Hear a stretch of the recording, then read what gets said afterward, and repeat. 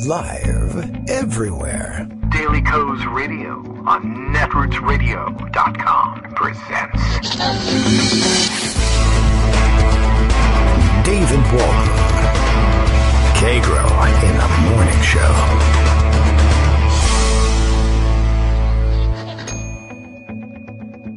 Now, here's David Waldman. Hey, good morning, everybody. How you doing? It is Thursday, January 10th, 2019. Just wanted to kind of make sure I remembered what day it was. Welcome to another edition of Kagro in the Morning. It looks like somebody has decided to, this is interesting, a musician perhaps has decided to take over the KITM hashtag. I don't know who this person is, but I appear to be maybe a Brazilian musician. This is interesting. So you got to go out there and take it back. Apparently now the stream is mostly about Elise has a new single out. I don't know who that person is, but they have a lot of fans, and they have a new single out. I guess the title is "Keep It to Myself," and so I don't know. Maybe that's the title of the album. I don't know, but anyway, it's now full of fan messages that all put hashtag KITM in their handles and tweet about this new single. I hope it's good. That's all I can say. And maybe some of you who are Brazilian can translate it for us. If it's in Portuguese, it may very well be in English. I don't know. Just thought it was kind of an interesting note.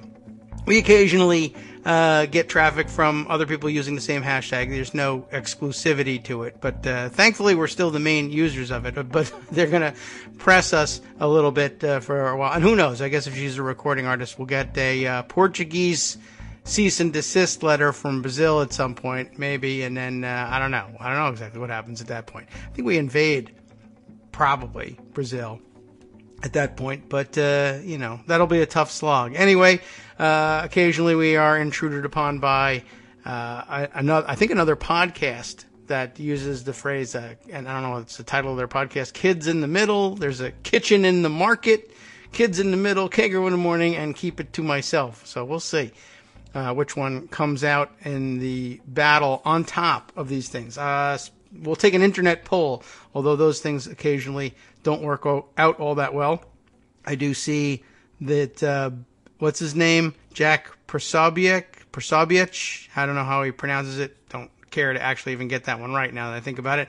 Tweeted out a poll. He put out a poll on his own tweet line, tweet thread, whatever that, tweet stream. That's what we're calling it these days. Asking whether we should build a wall. Should Trump build his wall? And he got a 60-40 no answer. I noticed that was pretty interesting. Wasn't really expecting that, I'm sure. But too late. I don't know if he's going to go and delete it or not, but we've captured it for posterity and tweeted it around. Lots more to catch up on. Yesterday's stories are leaking out of the White House. I think we knew by late afternoon that Trump had called a negotiating session at the White House, brought in the congressional leadership, and I don't know how long he spent in there, but apparently the meeting ended with him slamming his fists or hands or whatever little fins, the nubbins he's got in the end of his hands on the table, and asking Nancy Pelosi, look, are you going to agree to my wall or not? And she said no. And he says, then we have nothing to talk about. And he actually says, bye-bye, and walks out. Bye-bye. Me go watch telly now. Time for me to lay down. And so good negotiating session. And I think Kevin McCarthy came outside to the microphones and said, the Democrats need to come to the table and negotiate seriously. The president having just walked out of his own meeting. But like he told the reporters at lunch the other day, both his Oval Office address and his, I guess, planned trip to the border and this negotiations session as well, all a sham. They just do it because that's the sort of thing you do. When you put on a president's suit, you go and have meetings with people and you travel around to places. That's what he thinks he's doing. Yesterday, I think he gave us the greatest indication so far that he's just bonkers. We've always known he was incompetent to the job, but I really think he's living in a different planet entirely. He, speaking to the cameras in the Oval Office again, and this is also a weird habit he has. He loves to line up his team behind him while he sits in his chair at the Resolute desk. I don't even know if he knows what that's called, but whatever. Sounds like something he might have enjoyed the name of. And he lines his team up behind him, and in every shot, people focus in tight on him, and you just have a bunch of people and their doughy middle sections in the sometimes ill-fitting suits behind him. And I'm not sure why he thinks that's a great backdrop, but he loves to have people behind him, and maybe it's symbolic, maybe it's a psychological thing, maybe just that's how you compose pictures in the society pages, is people lined up, but I don't want to stand because I'm the president or whatever. Not sure why he does that. Anyway, he had people in the office and behind him, and I guess got a question about, what the hell's going on around here. And he said that we got to have a border barrier, got to have a fence, call it whatever you want. That whole stupid shtick, call it whatever you want, like that's a big concession. Because where there are no walls, apparently he believes that the border is some kind of Mad Max situation. He went on to say that people are crossing the borders in like super vehicles. I don't even know exactly what he thinks he's talking about, but I'll have to scroll down and find the quote of it. I used it enough yesterday, but it was insane. Yeah, here it is. The Daily Beast put out this tweet. It was where I grabbed it, and they have the video of him. Trump argues that we need a border wall to stop migrants just driving right across in there, and here's where it becomes a quote, unbelievable vehicles. Stronger, bigger, and faster vehicles than our police have, than ICE has. Like they're driving across the border in a Batmobile, possibly the EM50 urban assault vehicle from Stripes, if you're old enough to remember that. I was just conjuring everything I could think of. The Evel Knievel Snake Canyon rocket could possibly do the trick, but I guess you can just stroll across. But he says it's like a highway. They just drive their incredible, vast, unbelievable vehicles. I don't know what he thinks is happening down there. And everybody went immediately to the Mad Max idea, too. That was another one widely shared. Fast and Furious movies, Justice chimes in. Yeah, I think he's probably thinking along those lines. I thought, even if you have this high-tech wall, if they have super vehicles, who knows what they can do to get by them. Either jump over them in rockets like Evel Knievel, or possibly build a flux capacitor, put it on a DeLorean. And you wouldn't even need to go all that fast, right? 88 miles an hour would do the trick. You just set the timer to when there was no wall, and zoom, you come through, and then set it back. If you want to be in modern day America. Or if you'd rather be when America was great and had 90% marginal tax rates, set the clock back to the 50s. Have it your way. In fact, make America great again by traveling back to when you thought it was so great, and then just effing stay there. You judge. All right. Well, anyway. Anywho, he spent the day, though, insisting that there was this horrific situation on the border where high-speed super vehicles were ferrying people across the border like you wouldn't believe. Now, we had just watched, of course, an entire election campaign season close out on the threat of a caravan coming all the way from Honduras, Guatemala, all the way through Mexico on foot. And they kept saying, oh, my God, caravan. And the news would point out, they moved 10 feet today because they're walking. But who knew that they had super secret, top secret, amazing Batmobiles parked all the way. They should have left them at the bottom of Mexico. They could have been here a lot faster. But instead, they left them at the top. You know how it is. Airport parking being what it is. Where they got the vehicles, I don't know. But, I don't know why they decided to walk the whole way. Oh, my Skype has quit unexpectedly, so here I go trying to open that up again. That's good news. Sorry, Greg. We'll be right back with you in a second. I don't know what happened. Lots of things unexpectedly quitting today. And here comes an incoming call, but I don't hear the noise. So let's see whether Greg is there. Greg, can you hear us? No, I think I need to... maybe let me try and call you, because... Did this happen yesterday with Joan? Did my Skype quit or did her Skype quit? All right. Well, hang on a second. All right. Yes, I know. Well, at least now the sound is back on. It says we missed the call. Let me try this. I'll call you, Greg. What about that? How would you like to see things ringing in your ear? Greg? I don't hear you. And I didn't hear the rings either. All right. Time out for a second, Greg. We're going to try and fix this thing. And maybe you can hear me. Your end. Oh, yeah. Oh, it's my end, is it? All right. Hang up. Yeah, let me try and flip the switch here on my Skype app in my soundboard. And then try. There we go. Let's try it one more time. Let's try. Yeah, there we go. And we're going to have the ringy dingies and everything. Greg. Hello. How are you? Okay. I'm, you can hear me. Quitting accidentally or unexpectedly. Yeah, I can hear you. Did you not put a quarter into the laptop this morning? I put a peso in because Mexico is going to pay for it. Absolutely. It did not work. Yeah. What's a peso? Like 0.1 cent now? And I have no idea. I don't think they deal in terms of pesos, like individual pesos down there. All right. It should be pesos. They should pay for the wall with pesos. Well, it is in Castilla. Yeah. But they don't use pesos, so it's pesetas. And irony and all those other things. The weird thing about the meeting yesterday is that Trump went and did all those things. Of course, that's weird, right? And then Nancy and Chuck come out, and Nancy starts and says, it's cold out here, but it was even colder in there. It was just same temperature. This is what happened. He came in, he said this. I said no. He basically left, and then Chuck Schumer added some more details, including the slamming his hand on the table, having a temper tantrum, and then saying bye-bye. So then the Republicans come out, and Kevin McCarthy immediately says, no, that's not what happened. That's not the way it happened. And as he's doing this, Trump tweets, just left a meeting with Chuck and Nancy, a total waste of time. I asked what's going to happen in 30 days if I quickly open things up. Are you going to approve border security, which includes a wall or steel barrier? Nancy said no. I said bye-bye. Nothing else works. So in other words, at the moment that McCarthy was trying to deny this happens, Trump affirms in a tweet that it happened. And, of course, remember, Kevin McCarthy is the guy that Trump refers to as Steve.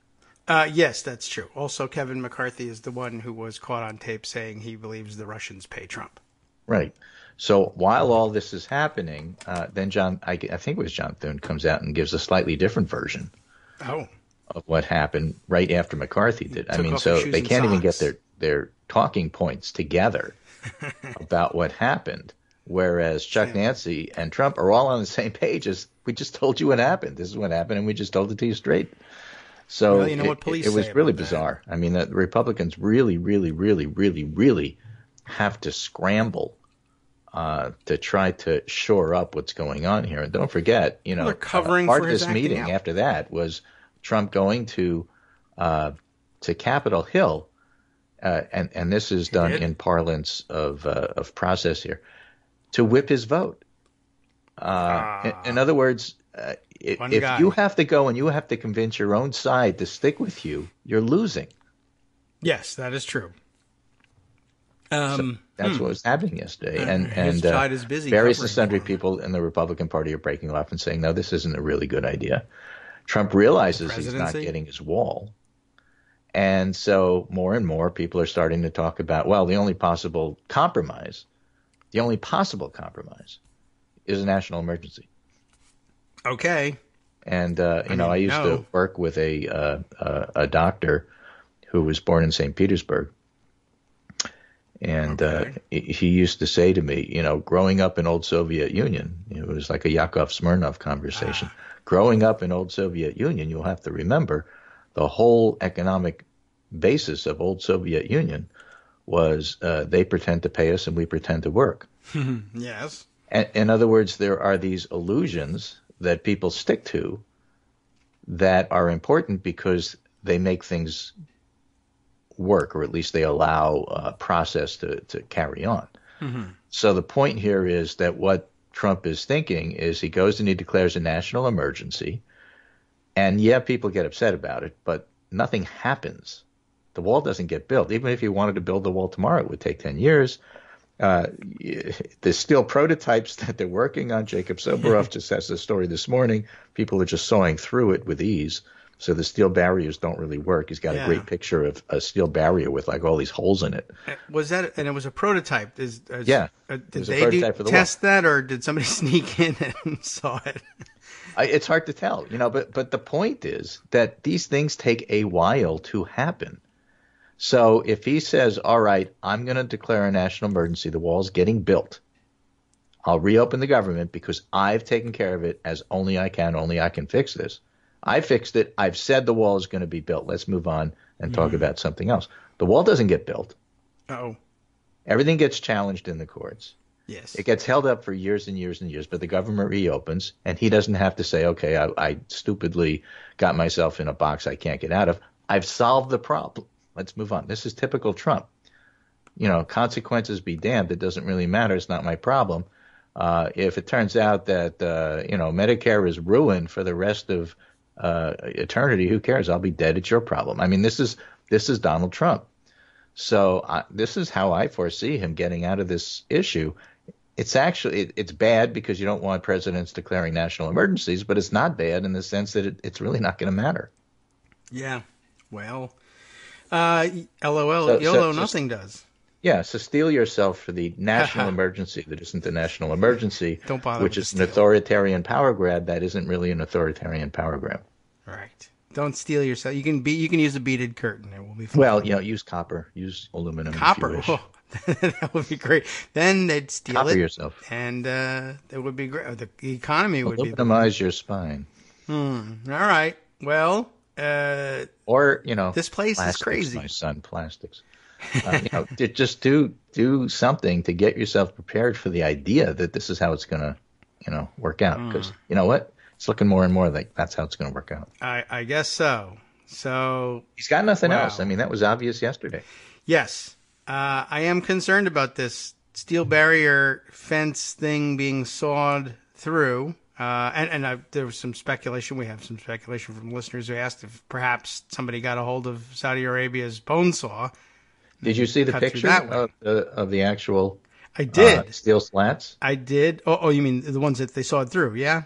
Both. Well, there's Or one prototype here in the the New York Times story. Trump's emergency powers threat could end shutdown. It looks like a bunch of pillars like you would see on a pier.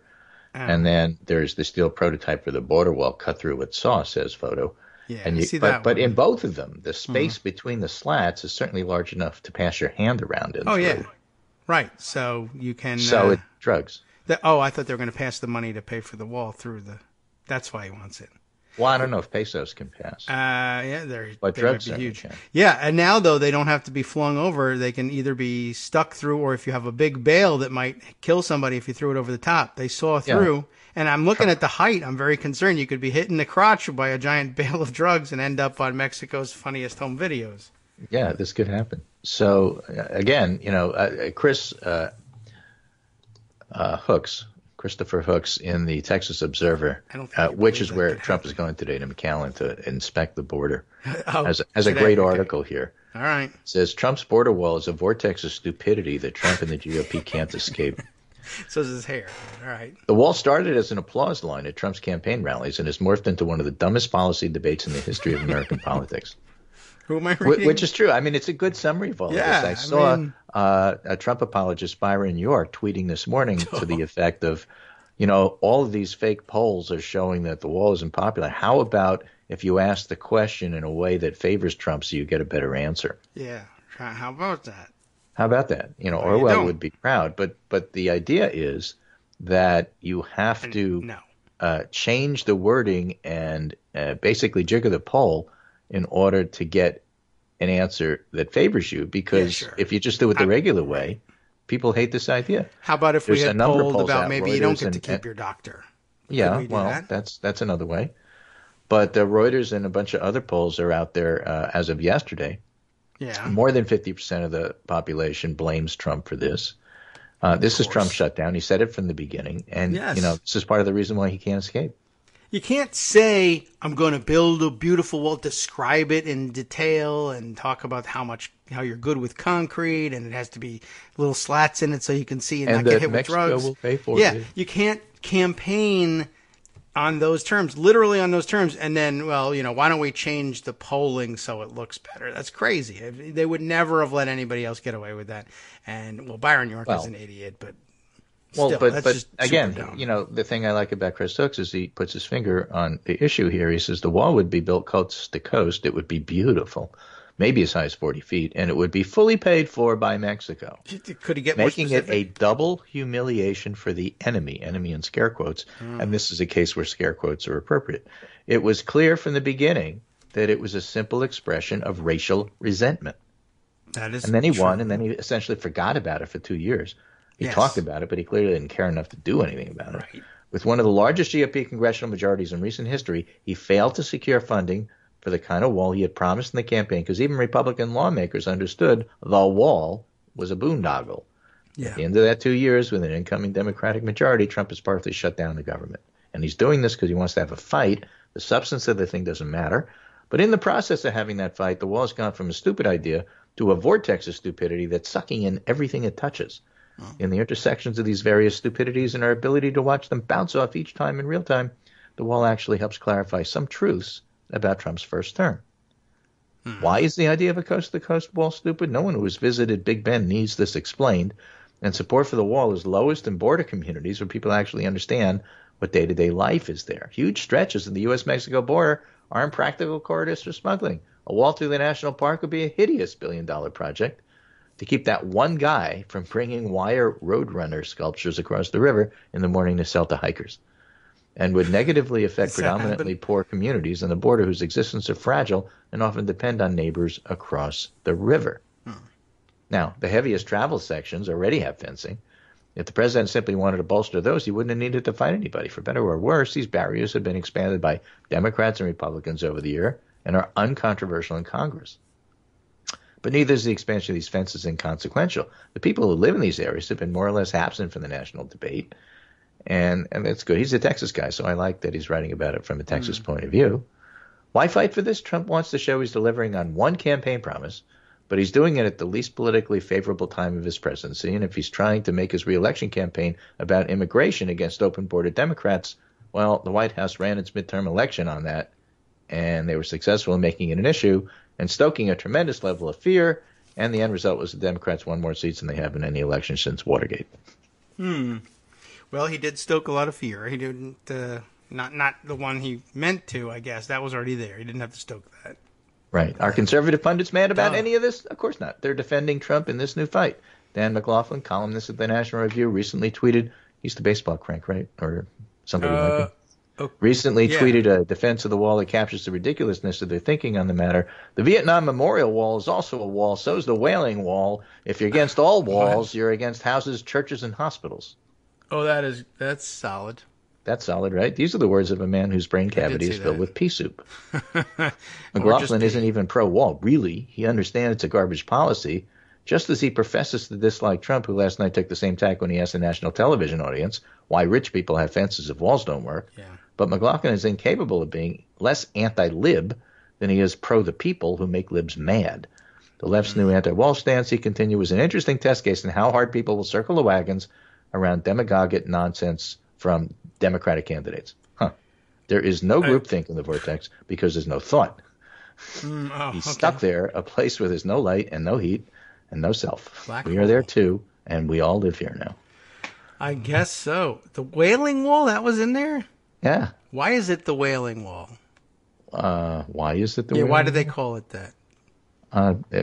Crying over the destruction of the temple. The destruction of the other three walls.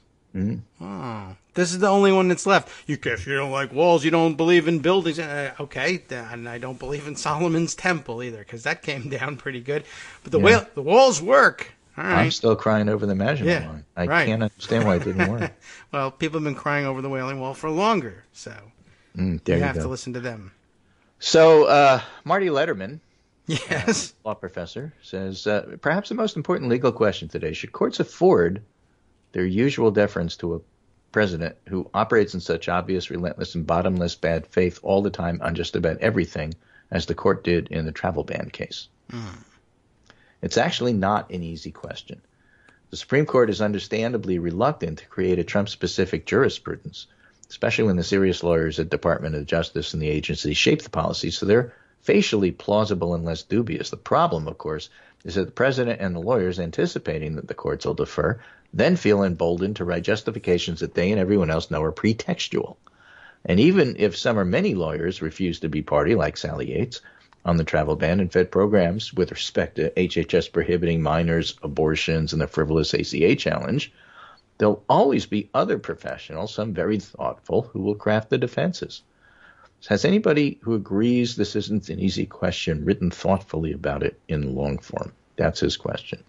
And I think it's a pretty good question. I mean, the problem is, forget about the law if you want to make it a little bit less complicated. Take a look at the networks and whether or not they're obligated to carry the president, because the president says that he requests time and it's a matter of national importance. Mm-hmm. Do they defer to him? They do. I mean, we've just watched them do it. Yeah. They swear they won't next time, but I don't think that's really true either. Well, it depends. It's if he says no, it's because they're going to declare a national emergency. You know what? They really are kind of obligated to cover it. Yes, although I don't know. We'll see whether they believe he's going to do that. That wouldn't be the first time. It would be about the 15th time that he's told them he's going to do something in order to get them to cover it, and then he just doesn't do that thing. But they'll cover him. So this is a piece from Margaret Sullivan. Trump's Oval Office address was a pure propaganda opportunity. Networks shouldn't allow it next time. Mm-hmm. It's true. You may not break into primetime programming to fundraise and mislead. They'll need to practice because you can be sure that the request will come again and again. They can cut away. I guess that's true. They've done that in Israel. They've done that to other people. They should just cut away. They probably should. I know that would probably be awkward during primetime programming, but they certainly shouldn't stand around and be accomplices to that garbage. That's cut true. away and have the pundit say, you know what, he lied. Yeah. All right. Well, but I was going to get to it. All right. Well, whatever. We'll see. I hope they have those kind of guts, but I have my doubts. Hi, it's me, David Waldman, your host for Kagro in the Morning, with a brand new interruption, though it's still aimed at saying thank you to all of you who are supporters of the show. We've made a lot of progress. When we first started this campaign, fewer than 1 in 25 regular listeners were donating to help keep us on the air, and now that's down to about 1 in 15, but we've got a long way to go. Remember, it won't take much. Our average monthly donation is currently about $7, for which you're getting 2 hours of great news and entertainment 5 days a week. What's that, 70 cents an hour? That's a pretty good deal. But as a wage, well, I think Democrats would be against that. But if we all put our 70 cents together, or even half of us, that'd really be something. And my kids could go to college. Now, that's not all on you. But remember, patreon.com, Patreon.com, is there to make it easy. You can find us there by searching Kagro X, or David Waldman, or Kagro in the Morning, or even Daily Coast Radio in their search box, and you'll be right there where you need to be to make easy, recurring monthly contributions to support our show. Once again, thanks so much for your continuing support. Welcome back now to the Kagro in the Morning Show here on Netroots Radio. Breaking news, the president heading to the border apparently now denies the slamming. No slamming, no slamming. You're the slamming, apparently. I don't know whether he tweeted it or what. Roll Call has the story. It's not a big deal, but I guess he's not denying the bye-bye, but he denies the slamming. So, hooray. Well, it makes him look bad. He doesn't like things that make him look bad. Right, and besides which, if a Trump hand slams a table, it's from a tweet. He says, Crying Chuck told his favorite lie when he used the standard soundbite that I slammed the table and walked out of the room. He had a temper tantrum because I knew he would say that. And after Nancy said no to proper border security, I politely said bye-bye and left. No slamming. Bye-bye. Polite. So pretty much the way you wrote it. Okay. Right? Bye-bye, tally. All right. Good. I'm glad he denied it in a sensible tweet. Okay. Done with that story. Yeah, pretty much. So before we move on to the Russia probe, which I think is probably the biggest story of the week, despite Trump's blathering, I just wanted to read you the Byron York tweet that I referenced. It says, we've seen flat wrong Trump unfriendly polls on border, like CNN's wall along entire border question. Don't forget, Trump promised to build a wall along the entire border and is using his language. But Byron York says, we see new polls still using wall. But has anybody asked border question in Trump-friendly way, like border barrier to lower numbers of illegal crossings or something? Yeah. I mean, it's just how can you change the wording of the poll to make it look the most favorable for our side, and then we'll call it fair. I guess so, but that is ridiculous, obviously, and maybe he meant that as a DM. I can't believe he actually tweeted that. That's possible. I don't know what he's talking about, to be honest. I mean, to this day, up to the hour, they continue to say we need, even dropping the article, we need wall, we need wall. Yeah, wall is even bigger than lamp. Yeah, right. It's crazy to do this. It's crazy to insist it. So it's spreading, I guess. We already knew Trump was out of his mind. Now Byron York, who we always suspected was loopy.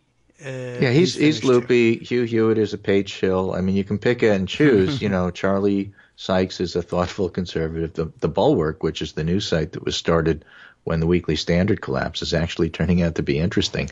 I had, just to read you a couple of the headlines, I put them in the pundit roundup this morning. Linda Chavez writes, there's a crisis at the border. Trump created it. Charlie Sykes writes, the crisis isn't at the border. There's an emergency, but it's at 1600 Pennsylvania Avenue. Mm-hmm. And Tim Miller, who used to be Jeb Bush's spokesperson, Trump is a special snowflake.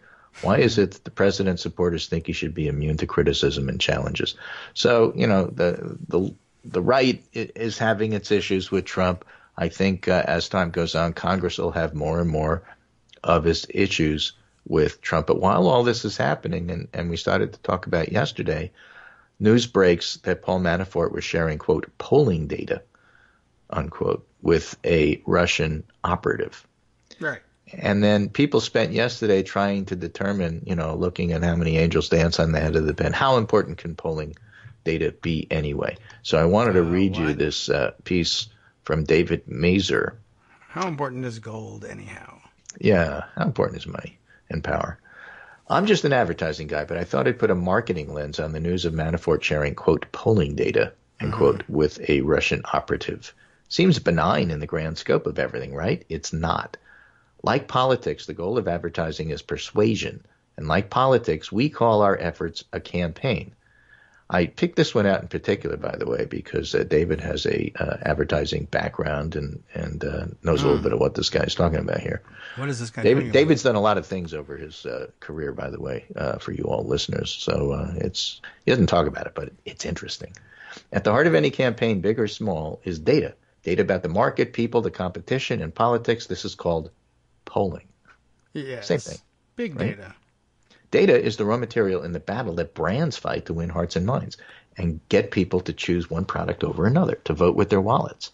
Gleaning the data is very expensive, it's labor intensive, and it takes a lot of time. Big companies will spend hundreds of millions on various versions of this undertaking and employ thousands of people. The results of all this data and the way it's sliced and diced is kept behind firewalls under lock and key, privileged access. Data and polls is one of the most valuable resources a company has. Anyone who works for a major company knows that big data is the business battle of our time. And what do we do with the data? We use it to decide who to target, to position the brand as distinctive from other brands, to develop messaging and ads, to deposition and conquest the competition, and lots more. Back to Manafort. Sharing polling data with anybody is opening a door to collaborate with them. It's allowing them to use your raw materials, your valuable resources, your manpower. It's like arms dealing, except the weapons can't be tracked because nobody knows they're explosive except for the collaborators. Sharing polling data means you're working together, conspiring, making decisions together, working to destroy the competition. Imagine for a moment if Apple and Microsoft collaborated on pooling their data resources in an attempt to bring down Samsung. That's a good idea. But that's something even more important. To continue the analogy, imagine that Apple and Microsoft then together hacked into Samsung servers and stole some of their own proprietary data in the form of emails about their data, and then it'd be game over. If you've got Manafort sharing valuable and proprietary data with a Russian intelligence operative, and you've got Russian hacking operations stealing the competition's data, then you've got it all. Everything you need to destroy the competition. Not so benign anymore. You know who knows a lot about this, he says? Kellyanne Poles. Somebody should ask her. Oh, yeah. Of course, I don't know what kind of answer you're going to get, but you should ask her. Well, it's all true. For instance, if he had sent the polls to the Mercer's super PAC instead of the Russians, that would be illegal coordination, and you'd have a campaign finance violation of the sort that you would get a fine for, like he keeps referencing in the Obama case or something like that. But so it's already illegal to share it with certain classes of Americans. Giving it to Russian intelligence officers, probably not on the map in terms of things you can get away with a civil penalty. But yeah, that's the heart of what everyone is trying to do these days. Everything is data driven, and you guard the information very carefully. If you wanted it out or public, you would release it to newspapers in this country. If you give it to anyone else, it's because there's a plan for them to use it in a certain way. Right. Nicholas Grossman, who's an international relations professor at the University of Illinois and senior editor at Arc Digital, he often uses columns. He writes about politics, national security, other things. And he has a very short tweet statement on this worth reading. Bless you. Little more. He says, if you don't think private polling data is a thing of value, I'd like to welcome you to the 21st century. Huh. And if you don't think Trump campaign chair willingly giving this thing of value to Russian intelligence constitutes collusion, you've moved the goalposts out of the stadium. Maybe Byron York needs a poll that puts this in better terms for Trump. Yes. Right? How many of you think it's a bad thing if Trump pre-election works to improve relations with Russia? That's true, and that's the way I think ultimately they're going to spin it at the treason trial. Yeah. Manafort giving private campaign data to Klimnik equaled Trump campaign colluding with Russian intelligence. It's obvious, which means it inspired some interesting responses. Addressing them highlights how was there collusion is now settled, who and how much are still open. And Max Boot has a column on that exact subject. Whether or not you personally believe private polls are valuable, Grossman writes, they're a thing of value. The Trump campaign spent resources getting this data and then kept it private. The thing is a thing of value, and the campaign chair gave it to Russia. I mean, just bluntly, just keep saying that to yourself, because then you'll understand what's going on here. How Russia used the data doesn't matter for the question of collusion. We talked about this on the show yesterday. It makes no difference whether Russia was able to use the data to help the election or not. The fact that they gave this thing of value is what matters. Grossman writes, how Russia used the data doesn't matter for the question of collusion. It was valuable to Russia's influence ops for the same reason it's valuable to the Trump campaign, or why anybody values data. Manafort giving this thing of value is collusion. Manafort giving the data to Russia didn't single-handedly decide the election. Maybe it didn't affect it at all. So what?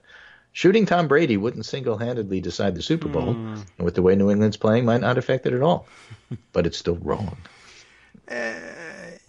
If it's wrong... It's wrong. I think I won't do it. But I don't want to be right, but I will be because it's illegal. The data Manafort gave to Russia wasn't all that valuable, so it's no big deal. First, a top campaign official giving Russian intelligence anything of value constitutes collusion. The frame concedes that the question is no longer if, but how much. Why assume the data that Manafort gave Russia is the whole collusion? How many times have you declared that whatever we know today about Trump Russia is everything there is to know, it's no big deal, only for something new to come out? Right. Maybe today's news isn't the end. And don't forget we have that Ukraine stuff. Changes in the GOP platform and arguing about whether and how you put maybe that's a Byron York question. How can we poll to make Ukraine look in the best possible light here? The annexation by Russia. We have to maybe we should just emphasize the fact. How many of you know that a lot of people in Ukraine speak Russian?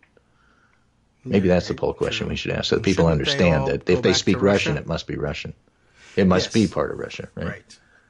That is Russian propaganda, too, by the way. There's no evidence proving Trump personally colluded with Russia, and that's true. There's evidence his campaign chair colluded with Russian intel, and that his son tried to collude with Russian government representatives. But no public evidence Trump knew about or was in on it or anything. We'll see about that. True. The end. right? Yes. And so didn't we say this on the show the other day? We have some analysts who like to count the dots and others who like to connect them. Yes, true. And, well, you haven't proven Trump knew about this obvious crime that we said didn't happen until like 3 days ago when it was proven it did. How could it possibly be that Trump knew anything? You don't have any proof. Yeah, until we have the the email fact that he that says, runs I know about that. Tightly held corporation, which is family owned and operated, and there's only 4 or 5 people in that situation who have any kind of authority, and none of them do anything without checking with Donald Trump himself. Yes. So why would you think that Trump would know anything about this? Well, there's no proof. It's just that he's operated that way his entire life, but there's no proof. Yeah, I mean, because the alternative story, of course, is he's just a complete idiot, and the Russians are running the campaign from both sides, and he's the alternative story is that he's a traitor who colluded with the Russians and sold out the country. Yes. Well, that's too horrible to contemplate, so I'm not going to believe it until you show me proof. I guess so. There remains the possibility that they could plead that it wasn't collusion per se to give them the data they paid for. Since Russia paid for it? Yeah. I mean, it could be that. I didn't give them a thing of value. It was theirs to begin with. It was their me money. that was borrowing it. In fact, all the money we have is theirs. Come on. I don't work. I mean, did Trump pay his pollsters? I don't know. And if he did, where'd the money come from? You're going to get me on money laundering because you couldn't get me on treason? What, no, you can't even get me for that. All you can get me for is snooping on data Russians paid for. But they shared it with me. It's their own fault. I didn't do the polling. I didn't commission the polling. I didn't pay the pollsters. I said we need to have polling to run a campaign. But the point I'm making here is that even the most slow and stubborn of the pundits realizes something's up.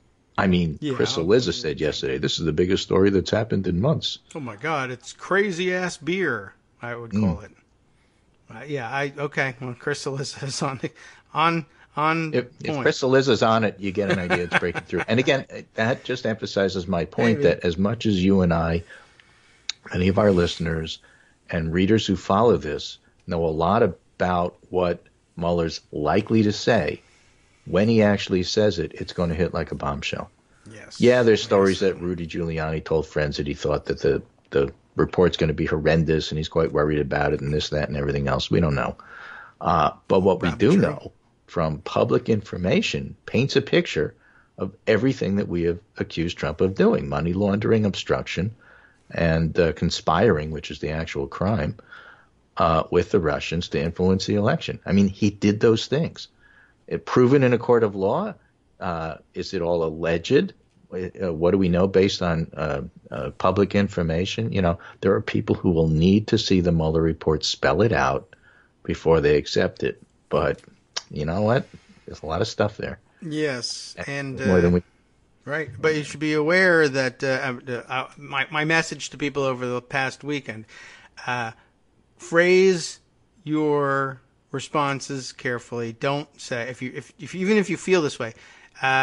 Nancy Pelosi has the right formulation. You have to at least say we'll have to wait and see what happens with the Mueller report. Don't say I need to see it and read it for myself in order to decide whether or not to do anything. Because if the report gets blocked from if you can't access the report and you've tied yourself to, well, I told you I would only consider impeachment once I've seen the report, and then they don't let you see it, you're stuck. You could but try the House and can yourself. demand it. They can subpoena it. Right. They will see it even if the public doesn't. Maybe. So that doesn't fly.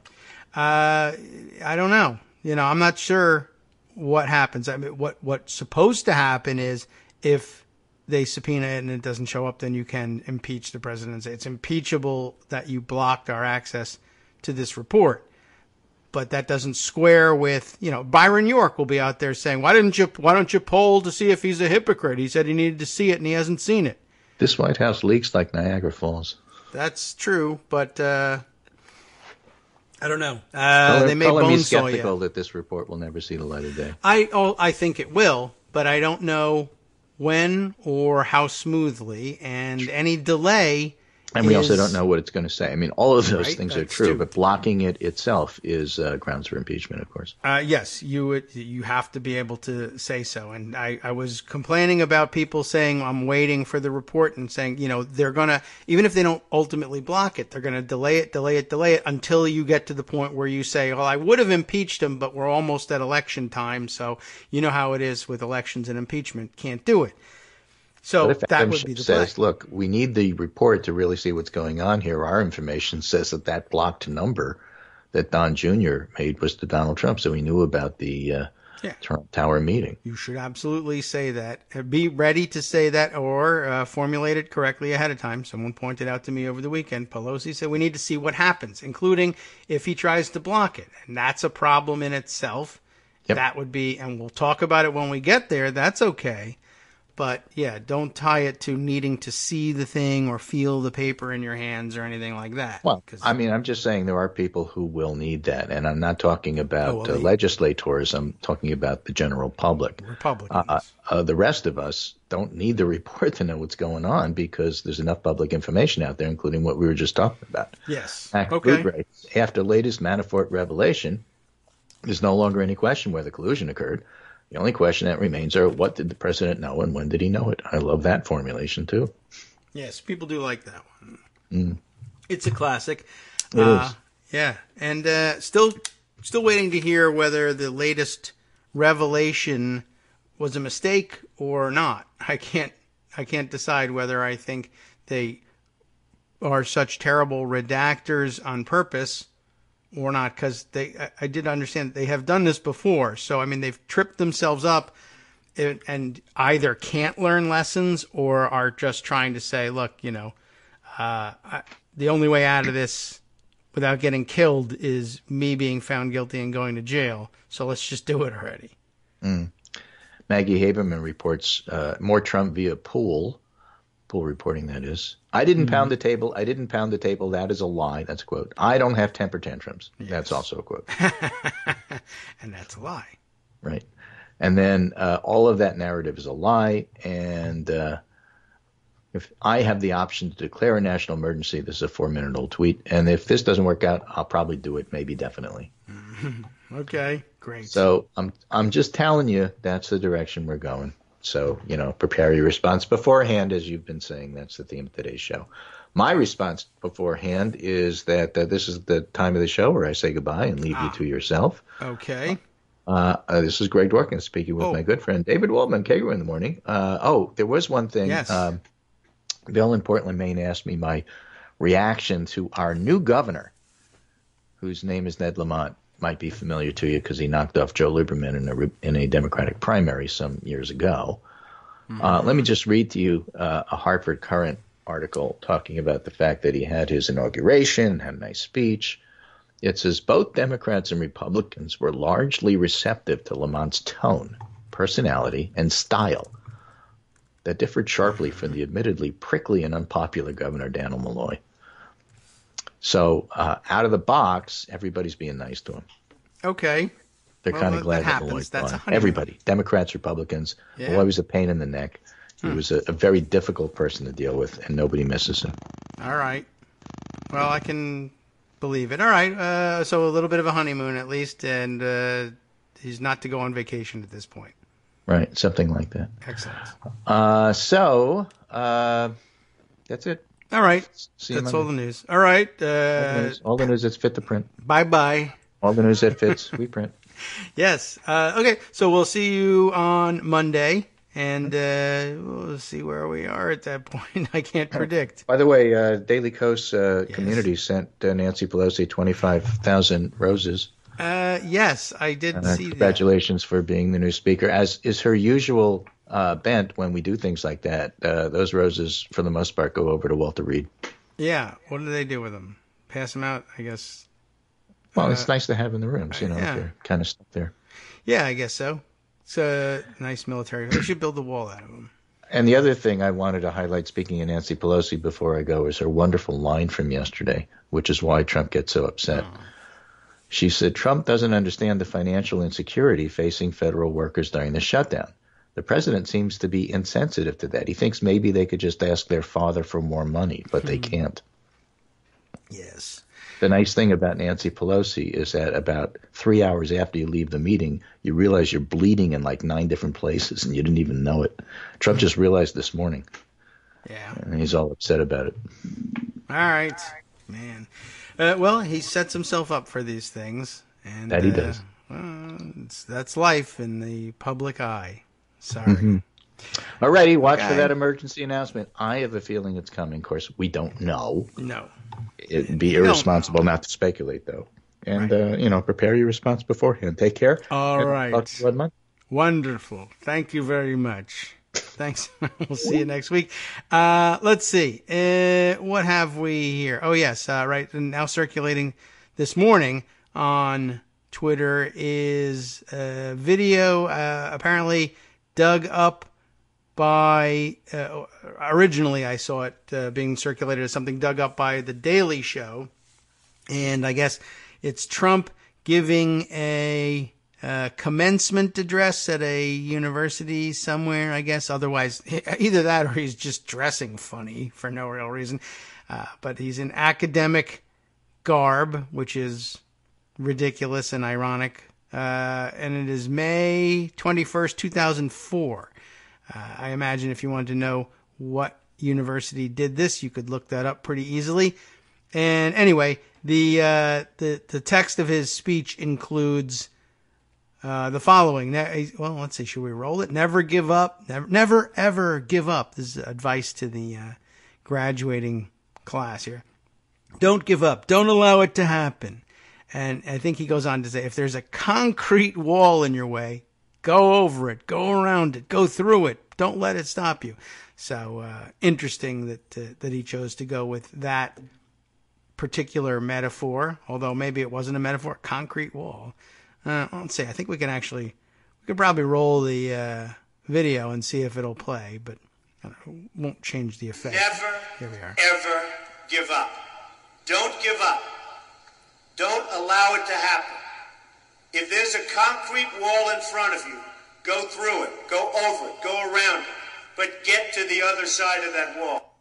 Well, all right. I mean, walls don't work, I guess, so that's what you could do with that. And ironic, won't change anything, but something fun to hear, maybe it'll interest you for today. Oh, yes, that's right. One of the things that I wanted to do the other day, wow, I wonder if I can find this thing now. It could take me a while. I'll have to try to search for it during the break. I told you somebody had the great idea of slowing him down to half speed. I really would like to demonstrate that for you on the air.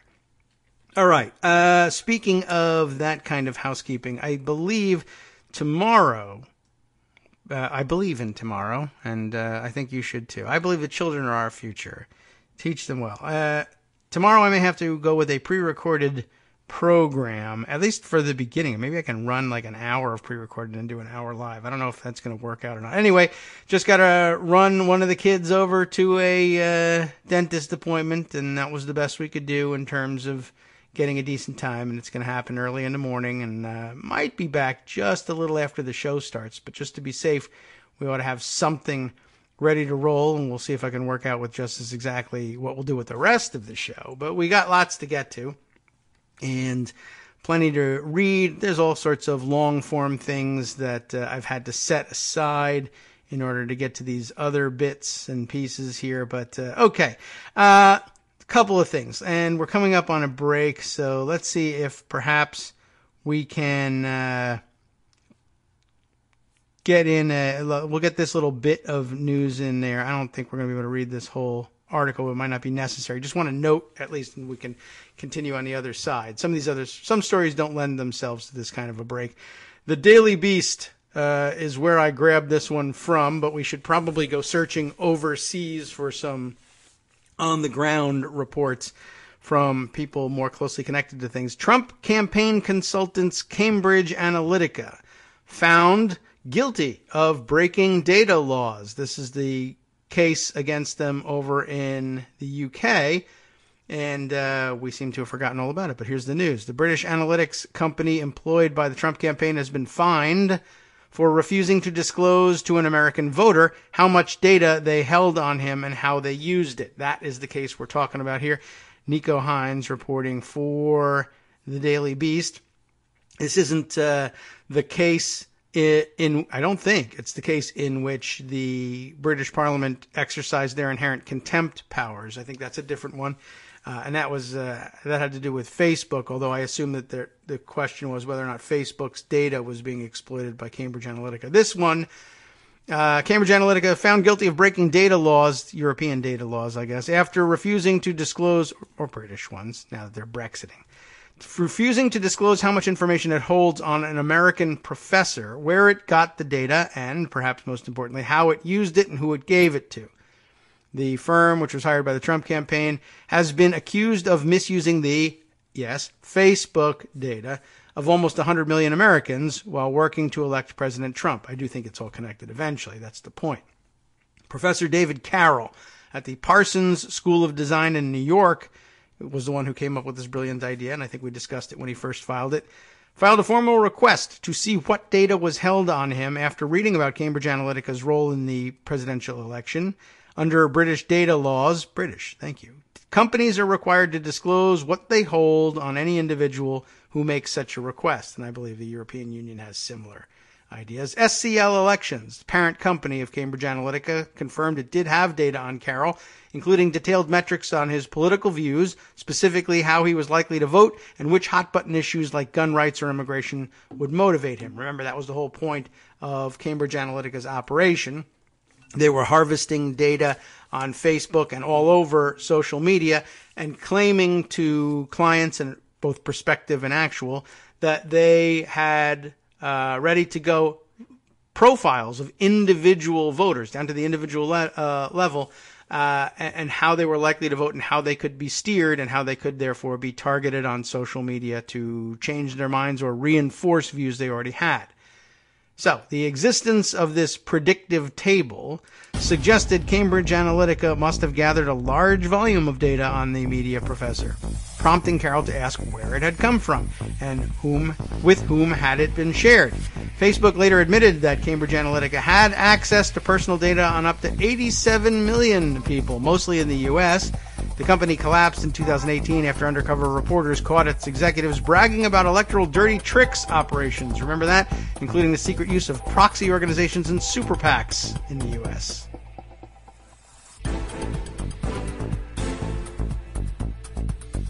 Welcome back now to the Kagro in the Morning Show here on Networks Radio. And let's continue on with this. And then I see a number of other stories that are requiring our attention. But where we left off was the company, Cambridge Analytica, collapsing in 2018 after getting caught about bragging about their electoral dirty tricks.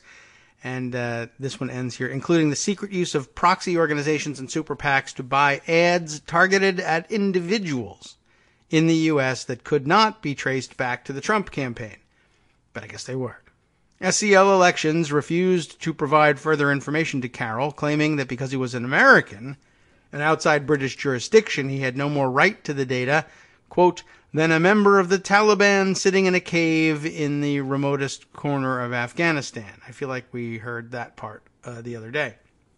Britain's Information Commission disagreed and issued a compliance order that would make it illegal for SCL or Cambridge Analytica to continue to rebuff Carroll's efforts. In fact, did Greg read us part of this story too?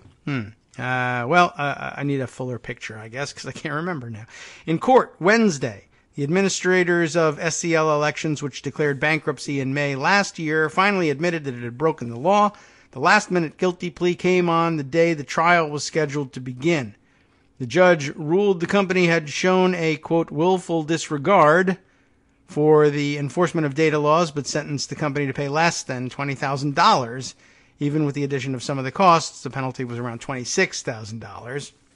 That was cheap for the professor anyway. There was no suggestion the administrators will now grant Carroll's request for access to the full data on him. Interesting. That information is held on computers seized from Cambridge Analytica by the ICO and stores around 700 terabytes of data, which the court was told equated to around 81 billion pages of information. Ben Summers, for the prosecution, admitted that finding the information on Carroll was like searching for a needle in a haystack, but it was obvious to the ICO that in order to deal with the needle, you had to have access to the haystack.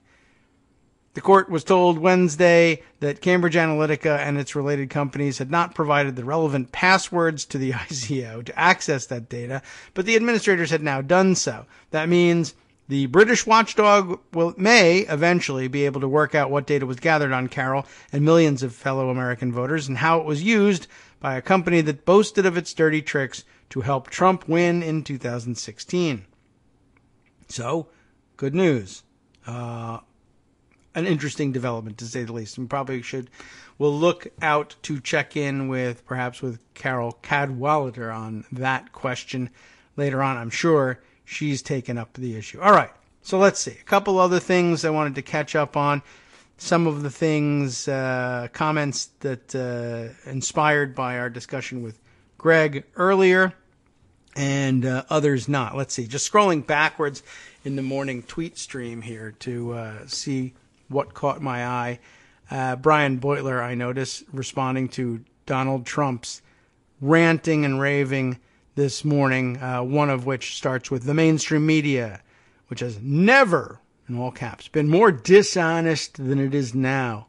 NBC and MSNBC are going crazy. They report stories purposely the exact opposite of the facts. They're truly the opposition party working with the Dems. May even be worse than fake news CNN, if that is possible. He accuses them, I guess, of carrying the story that he slammed the table. No slamming, or anything like that. But Brian observing quite correctly, if they didn't carry his address live, you see, he might have attacked them on Twitter, which, of course, as predicted, happened anyway. Not difficult to predict at all. Interesting comment here from Leah Greenberg. Also, Leah Greenberg, apparently co-executive director of the Indivisible, and she quite correctly notes here. Got to scroll back down again. Every time Trump talks about the border as a crisis that's endangering Americans, remember that he responded to Hurricane Maria, an actual crisis that actually killed thousands of people, by throwing paper towels at a crowd. And, so he's really good at responding to emergency situations and the national emergencies that are endangering Americans. Dana Houle pointed out earlier in the morning, or maybe it was even last night, if the border, where is his tweet? If the border was as bad as Trump says it is, then ignoring it, doing nothing about it for the first 2 years of his term is grounds for impeachment. Quite true. But, we won't recognize the irony of that, I'm sure. But yeah, seriously, and my own comment on that afterwards later on is, imagine thinking that, that the border was some sort of outlandish, otherworldly Mad Max situation with super vehicles, just streaming across the border like a highway, and spending the first 2 years of the term you won promising a wall that Mexico would pay for and that you would stop it. I'm going to close the borders. And it was the top issue. Ignoring it for 2 years while you repeal things that are like nettlesome regulations for your golf courses. Oh, and by the way, cancel millions of people's health insurance, et cetera, et cetera. Imagine, thinking that this was going on and then, saying, I got to fix my golf course up a little bit. And then imagine having people love you for doing it somehow. I have no idea how the dynamics of that are supposed to work, really. Let's see. And a good point here, too, from Peter Segal, who noted today, just noticed this morning, President Trump said last night, and I guess this would have been in his Tuesday blatherings from the Oval Office, when I took the oath of office, I swore to protect our country. And Peter points out, he didn't. Yeah, of course, we know the wording of the oath. He swore to preserve, protect, and defend the Constitution of the United States from all enemies, foreign and domestic, I'm sure. But it was an oath to the Constitution, not to the country per se. And now people might say, well, what's the difference really? The Constitution ideally sort of is kind of the country, isn't it? Or at least it's the founding idea of the country. He does go on to explain himself, saying the framers were not interested, though, in creating a new country. They were, but that wasn't the big issue here. Their world was lousy with countries, every single one of them a dictatorship by warlord or hereditary aristocracy. They created something different and insisted that its chief executive explicitly recognize that. And that is a good point. It won't make any difference to Donald Trump. He's not capable of understanding things in that sense, but it's worth pointing out for the rest of us, I guess. All right. Well, let's see. Other things that we need to pay attention to from this morning. I don't know. I think we kind of covered it all there in terms of the morning emergencies. Let's go to the other stories we have in pocket, some of which, I guess, on a non-emergency basis, for instance. Here was a very interesting one. And we have to report on it because it involves Alexandria Ocasio-Cortez. And as you know, all American citizens are obligated to discuss something about her every day, apparently. Plenty of other stories about her, too, which we've ignored and will continue to ignore. And I'm sure she's actually grateful that we are ignoring them because they're dopey distractions. And we'll just take her word for it that they're dopey stories and we don't need to talk about them. How about that? As a favor to you. And no, not even as a favor to you, but as a normal person who understands the difference between what matters and what doesn't, I'm going to agree there. I'm going to go on to this one, which is also very interesting and is for real. Eric Levitz, writing at New York Magazine, had a very interesting observation and framed it in such a way. It's one of those interesting points that I think requires the reading of all of its context around it, too. Hopefully it's not too long. Alexandria Ocasio-Cortez's critique of fact-checking is valid. She was fact-checking, not a fact-checking of something else necessarily, but fact-checking the whole idea of fact-checking, which is sometimes necessary. And, of course, it landed her in a little bit of trouble. And there's some critique of that in here as well. But ultimately, there's a very different point that I wanted to get around to that Eric makes that I think is great. It's the kind of thing I wish this show was making more often. We make this sort of point as often as we can, but other people have to write it. And, well, that's not true. We synthesize this point or points like it. I think I'm pretty proud of the way we handle ourselves here. Let me read Eric's freaking story already. Early last month, Alexandria Ocasio-Cortez did a bad tweet. Oh no. After misreading an article in The Nation on the Pentagon's accounting errors, Ocasio-Cortez falsely claimed that the Defense Department had wasted enough money over the past 2 decades to finance 66% of Medicare for all. This was an innocent mistake. The Congresswoman had cited her source and linked to it, making it easy for fact-checkers to uncover her error, and thus for Anderson Cooper to call attention to her, quote, fuzzy math on this week's 60 Minutes. That's how this got back into the news. Confronted with her month-old mistake, Ocasio-Cortez replied, "If people really want to blow up one figure here or one word there, I would argue that they're missing the forest for the trees. I think that there's a lot of people more concerned about being precisely, factually, and semantically correct than about being morally right." In the 24 hours after her interview aired, the Congresswoman argued that it was unclear what standards fact-checkers use when determining which truths and falsehoods to spotlight, and thus, absent good discretion, fact-checkers could actually bias public discourse by drawing disproportionate attention to progressives' misstatements. And embedded next is a tweet of hers that says, "Facts are facts, America. We should care about getting things right. Yet standards of who gets fact-checked, how often, and why are unclear. This is where false equivalency and bias creeps in, allowing climate deniers to be put on par with scientists, for example." And she includes here a Salon piece here, headlined "Fact Check False Equivalence." Washington Post rates, I got to open it up to see the whole headline. Washington Post rates Ocasio-Cortez as bad as Trump. So you can see what might perturb her about that one. And Washington Post's fact-checking hits new low in both sidesism with detailed critique of Ocasio-Cortez tweet, according to this included Salon piece. Now, back to Eric Levitz here. Throughout these remarks, the Congresswoman repeatedly stipulated that factual accuracy was absolutely important. On Tuesday, she thanked PolitiFact for the, quote, work that you do. I don't know why that...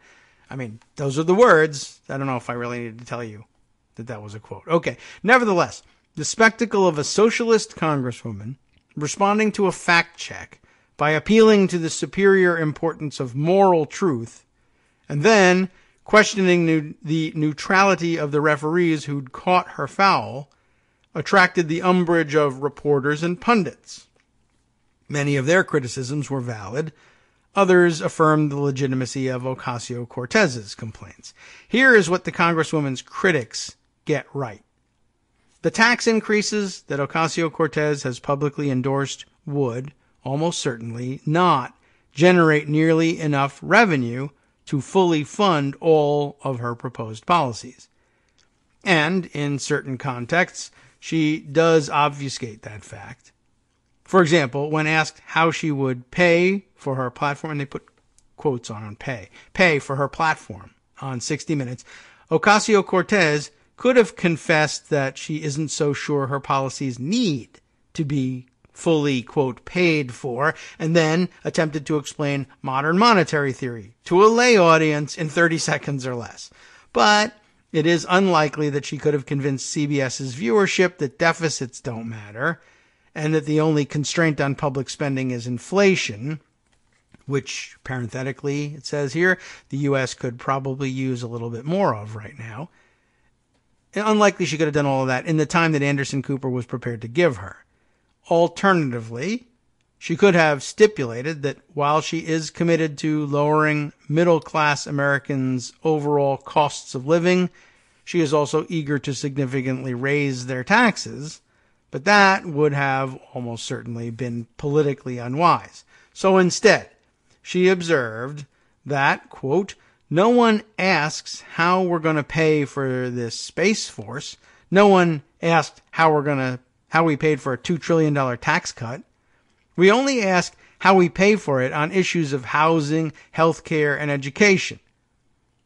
This is a sound piece of media criticism, but it also implies that paying for Medicare for All and financing Trump's Space Force are analogous endeavors.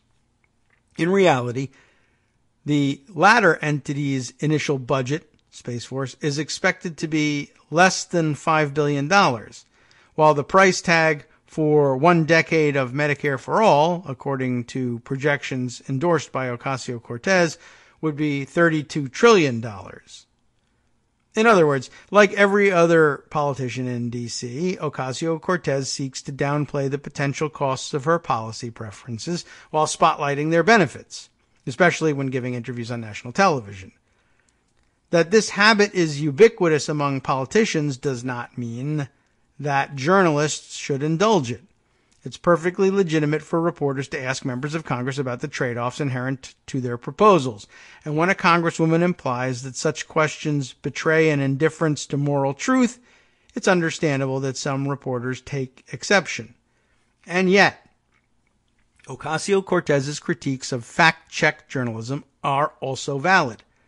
The nonpartisan political media does often obscure the moral stakes of policy debates beneath semantical nitpicking. And which truths and falsehoods the mainstream press chooses to spotlight, and which it leaves unscrutinized, does reflect the ideological biases of the objective press, the quote-unquote objective press. To appreciate the former point, consider this critique of Ocasio-Cortez from Washington Post columnist and newly minted champion of the vital center, Max Boot. Ocasio-Cortez has been particularly inventive, if not especially persuasive, in trying to explain how she would pay for her socialist agenda, including free healthcare, free college tuition, and jobs. She mystified observers when she said, "Why aren't we incorporating the cost of all the funeral expenses of those who died because they can't afford access to health care? That is part of the cost of our system." That is the kind of word salad you can expect from our president. Now, reading Ocasio-Cortez's quote in isolation, one could conclude that the Congresswoman has a wild misconception about the percentage of annual GDP that goes towards the funeral expenses of Americans who died from curable illnesses as a result of lacking affordable health insurance. Alternatively, one might intuit that she intended to highlight the human costs inherent to our existing healthcare system as part of a broader critique of the way that the discourse about Medicare for All so often elides the exorbitant moral and economic expense of maintaining the status quo. Context lends credence to the latter interpretation. Here is Ocasio-Cortez making the case for Medicare for All to CNN's Chris Cuomo back in August. The thing that we need to realize is people talk about the sticker shock of Medicare for All. They do not talk about the sticker shock of the cost of our existing system. You know, in a Koch brothers funded study, if any study is going to try to be a little bit slanted, it would be one funded by the Koch brothers. It shows that Medicare for All is actually much cheaper than the current system that we pay right now. We, Americans, have the sticker shock of healthcare as it is. And what we're also not talking about is, why aren't we incorporating the cost of all the funeral expenses of those who die because they can't afford access to healthcare? That is a part of the cost of our system. Why don't we talk about the cost of reduced productivity because of people who need to go on disability, because of people who are not able to participate in our economy, because they're having issues like diabetes or they don't have access to the health care that they need? I think it's fair to say that Max Boot missed the forest for the trees in his interpretation of these remarks. Research from the Harvard T.H. Chan School of Public Health suggests that when Americans lack access to health insurance, their risk of mortality rises predictably. Extrapolating from that research's findings, liberal, to be sure, think tanks have estimated that hundreds of thousands of Americans will die over the next decade as a result of lacking access to affordable medical care, absent changes in public policy. It seems reasonable to assume that when Ocasio-Cortez invoked funeral expenses on CNN, she intended to highlight these human costs, as opposed to runaway inflation in the coffin sector, while subtly mocking the idea that access to what she believes to be a human right should hinge on economistic cost-benefit analyses. Alas, Boot was too concerned with Ocasio-Cortez's semantic correctness to discern that her point might not be entirely literal, and that there might be a moral component to her argument. Notably, while Medicare for All's proponents are constantly confronted with the fiscal implications of their preferred policy, opponents of dramatically expanding the public sector's role in healthcare are rarely confronted with the humanitarian implications of leaving nearly 30 million Americans uninsured. How are you going to pay for it is a ubiquitous question in our policy debates. How many people are you willing to condemn to preventable deaths in order to avoid raising taxes is not. Granted, one could chalk up that disparity to the fact that the precise number of preventable deaths required by our current system is more speculative and contested than the amount of revenue required for implementing Bernie Sanders's. But the economic costs of maintaining our existing healthcare system are even less speculative and contested than Medicare for All's projected price tag. In 2016, the United States spent nearly twice as much per capita on healthcare as other wealthy nations, and received much poorer healthcare outcomes in return. This raw deal is largely attributable to the fact that the U.S. spends several times more than similar nations on healthcare administration, pharmaceuticals, and physician salaries. Any politician who opposes government efforts to drive down these costs, whether by socializing the health insurance industry or some other means, effectively supports the U.S. dramatically overpaying for drugs, doctors, I hear Greg disagreeing, and healthcare administration, year in and year out, forever. Although I bet he agrees when it comes to certain other doctors, that's probably true. Anyway, just to reiterate that point, any politician who opposes government efforts to drive down those costs, whether by socializing healthcare or other means, effectively supports the U.S. dramatically overpaying for drugs, doctors, and healthcare administration, year in, year out, forever. And yet, such office holders are never asked to justify this position or to explain how their vision for American healthcare is realistic and affordable. As Ocasio-Cortez suggested in her interview with CNN, the fact that our existing healthcare system is exorbitantly expensive is uncontroversial. Last summer, the Koch-funded Mercatus Center, talk to me about them someday, that absent a major policy change, the American public will spend $59.7 trillion on healthcare between 2022 and 2031. If the United States adopted Bernie Sanders' Medicare for All plan, however, the libertarian think tank's report discovered that the public would spend only $57.6 trillion, which is to say, a Koch-funded research institute found that socializing the health insurance industry would save the American public $2 trillion by forcing healthcare providers to accept lower payment rates, even as it extended comprehensive health coverage to nearly 30 million Americans. Of course, these were not the findings that the Mercatus Center wished to publicize. The aim of their report was to spotlight the enormous increase in public sector healthcare spending that adopting Medicare for All would entail.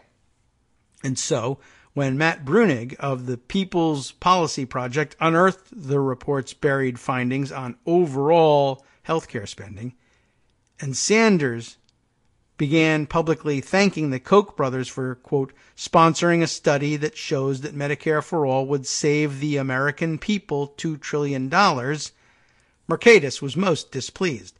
To save face, the think tank implored the mainstream media's fact-checkers to call out the socialists' misuse of their work. And the fact-checkers obliged, despite the fact that Sanders' remarks had been entirely factual. As Bruenig explains, so how does CNN anchor Jake Tapper find an error in a statement that is entirely true? By pretending that Bernie Sanders said something other than what he said. Specifically, Tapper describes Sanders' claim as such. Sanders and Ocasio-Cortez, it is bracketed here, say that a study funded by the billionaire Koch brothers shows that the Medicare for All proposal would actually save the government money.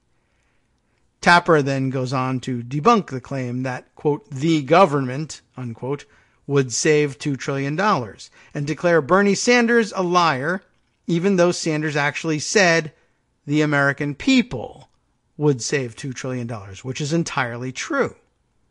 You see what's happening here? Later in the video, Tapper acknowledges that the paper says overall health spending would decline by $2 trillion, but then says the study's author says that the $2 trillion drop is not actually his conclusion. He says that's based on assumptions by Senator Sanders. There are two main issues with this presentation, which Mercatus has skillfully coached a half-dozen clueless fact-checkers to repeat. The first is that the provider payment rates in Sanders' plan are not assumptions. They are written into the law itself. If Sanders says he is going to use Medicare reimbursement rates to pay providers, then that is what he is going to use. Any score that replaces those rates with some other set of rates is straightforwardly not a score of Sanders' plan. The second is that Tapper is committing journalistic malpractice by credulously believing what the Mercatus Center tells him about the study. Our next break is coming up here, but let's get this paragraph in. Tapper's insistence, we're now back to Levitz here. Tapper's insistence that a healthcare plan cannot save the American people money unless it saves the American government money wasn't some idiosyncratic bit of carelessness. As demonstrated above, it is endemic to how the mainstream media frames debates over public policy. Costs imposed on the American people by the private sector require no justification or defense. Only costs imposed by the public sector do. Needless to say, this is not an ideologically neutral stance. That was really the nugget that we really hoped to get to in all this. So I'm glad we got to it before the break. But think about that one over the break. You'll have 2 minutes to do it. I think that's a key observation. And, well, it was the point of all of this. Hi, everybody. It's me, David. Let's change things up from the old fundraising pitch for just a minute and talk instead about how you can be a part of our show. If you've got a smartphone or any other electronic recording device, why not sit down and record a segment for us?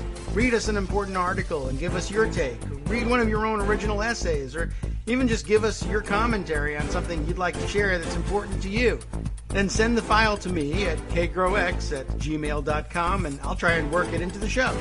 Short segments, a few minutes in length, are easiest to fit in. And of course, I can't always guarantee that I'll be able to play everything, but if you've ever shouted at your radio or TV about something you wish was being covered, here's your chance to change that. Make the show your own. Send your submissions to me at kagrox@gmail.com.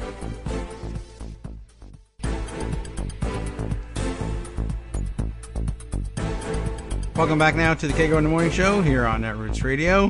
Let's conclude with the Eric Levitz piece here. Oh, where did I put it? I don't even know where I left off. Oh, yes. Okay. So I hope the main point wasn't obscured by the music as we left.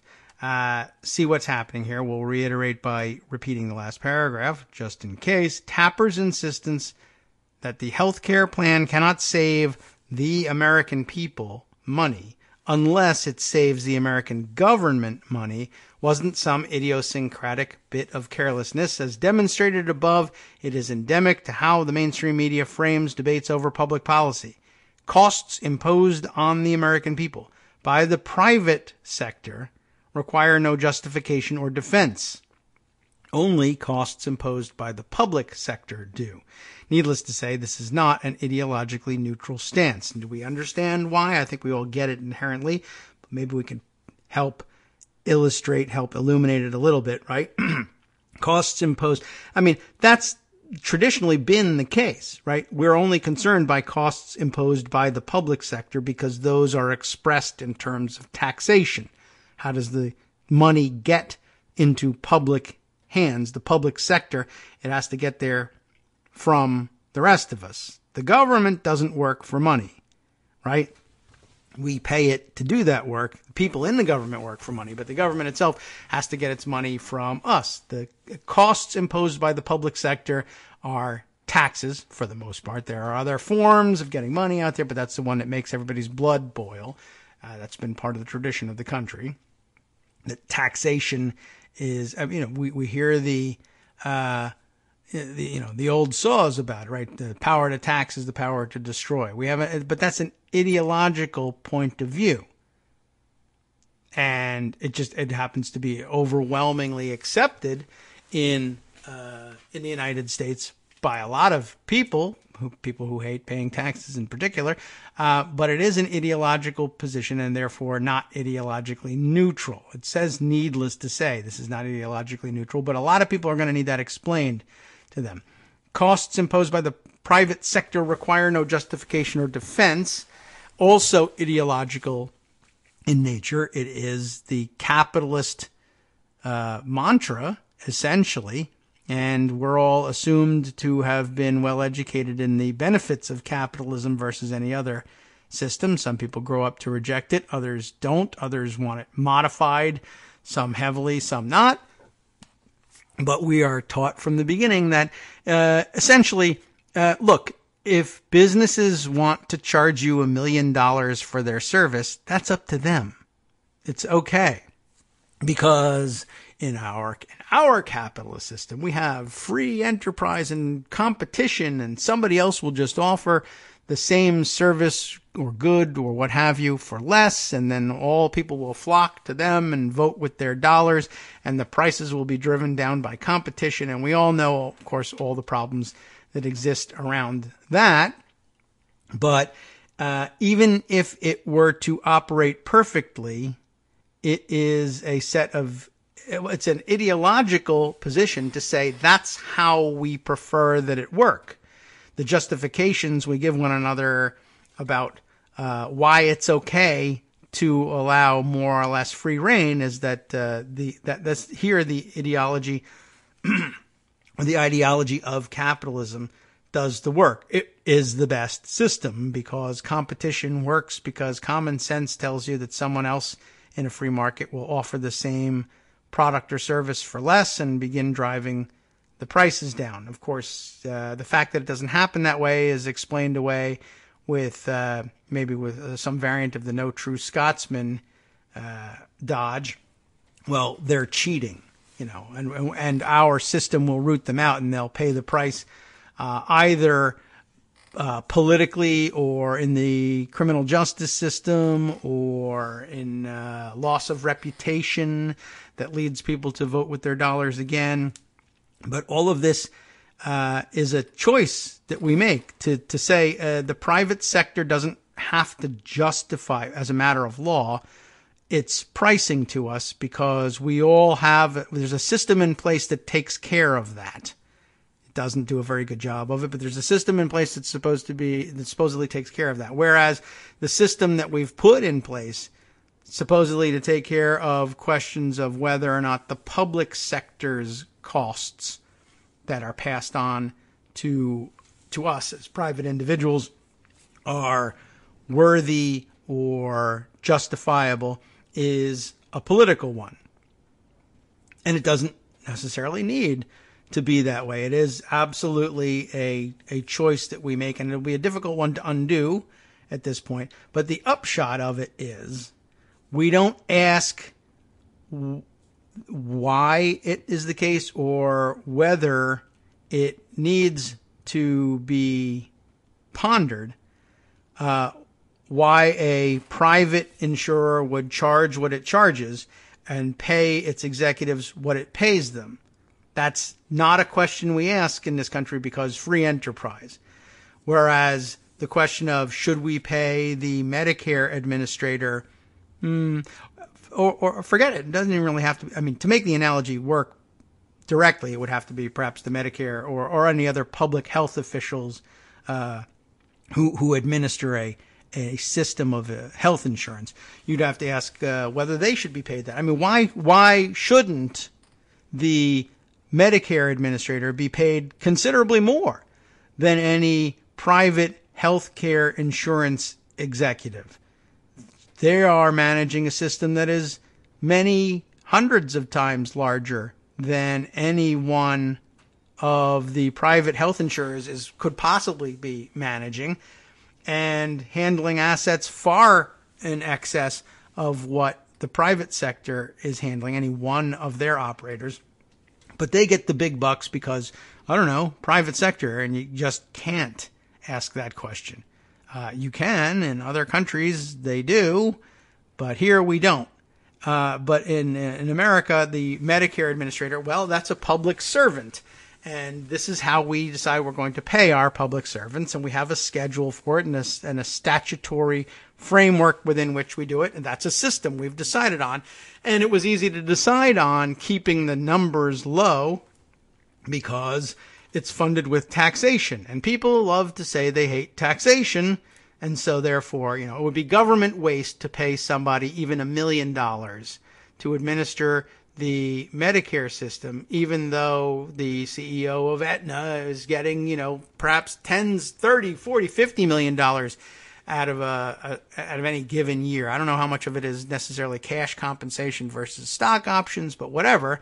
The upshot of it is they're extraordinarily rich, and the administrator of the Medicare program is not, but probably should be.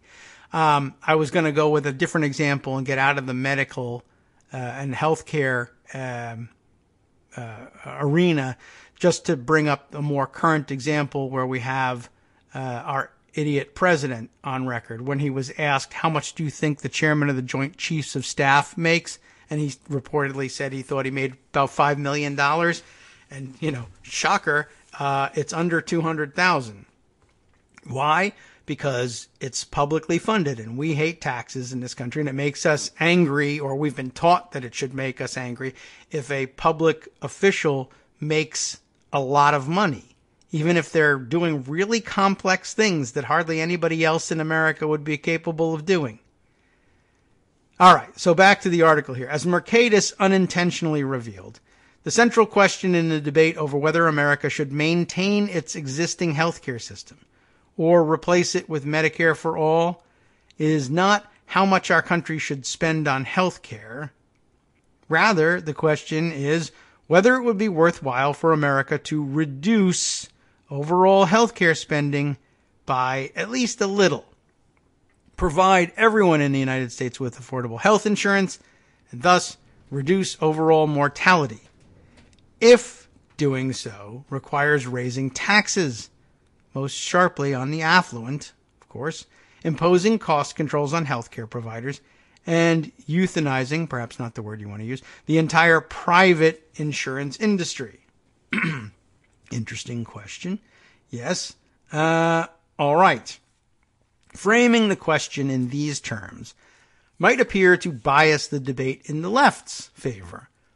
But this is only because any plan for redistributing America's healthcare spending away from redundant administration and rent-seeking healthcare industry providers and toward making coverage cheap and universal would improve healthcare coverage for a majority of Americans almost by definition.